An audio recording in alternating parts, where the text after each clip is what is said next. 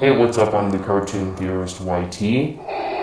Many theories in the Owl House community have been about Hunter and Belos, mainly Hunter and Emperor Belos both possibly being a clone. I've talked about the Titan possessing Belos, but I haven't brought up the Titan that speaks to Luce.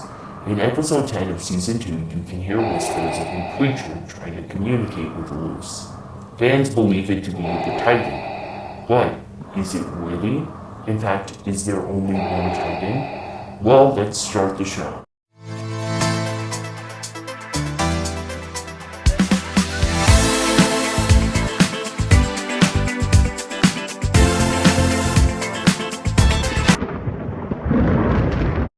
When it comes to the evidence for there being a second Titan, look no further than episode 8 of season 2.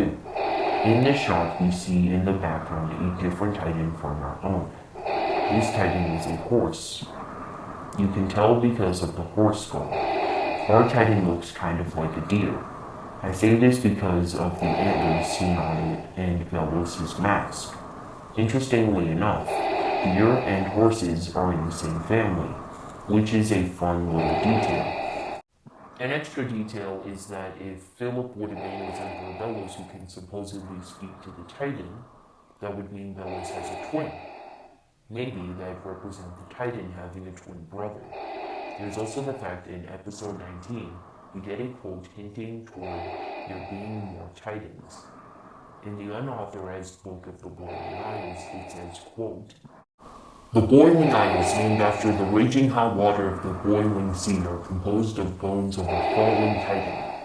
Throughout the ages, other monumental bones have been sighted in the boiling seas, raising the possibility that many such creatures stalked the demon realm in eons past. But as yet, the Titan of the Boiling Isles remains the only skeleton known.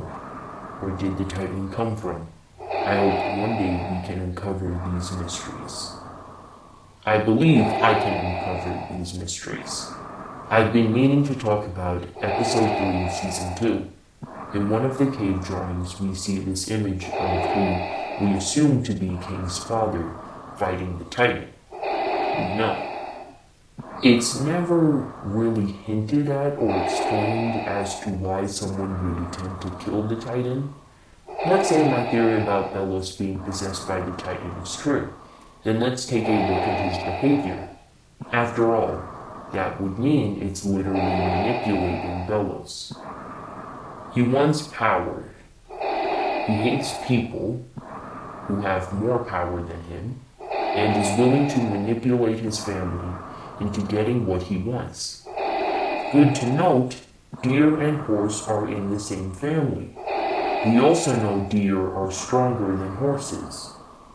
I think our Titan, due to being power greedy, tricked the horse Titan into giving him his soul, aka power, and after that was killed by people who love the horse Titan.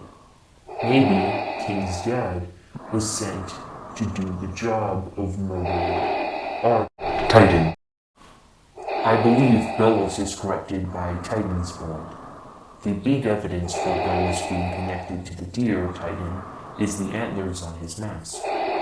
In season 1, episode 8, Ida points out in order to mind control the entire house, it must have taken Luce and the others some powerful magic. Maybe not Luce's own. There's also the fact that in season 1, episode 12, when Luce doubted that she'd learn any more magic, the sky suddenly showed her the light glove, showing how magic's everywhere on the Boiling Isles. This also allowed her to escape the force field Amity put her in. Luce's connection to this Titan is, for starters, shown in episode 10 of season 2. In that episode, you can hear whispers of some creature trying to communicate with Luce, as she's in a space between the two realms of human and demon. There seems to be some creature that wants to help. There's all this build-up for her being able to speak to some creature, but it can't be the creature we're thinking of. The fact it can speak in the in-between realm created by Titan's blood, This must mean it's a Titan, and we've seen a Titan before. This must be connected to the Horse Titan. This is shown to utilize the light glyph a lot. And what do you know? The Horse Titan is shown with a sun down in the background.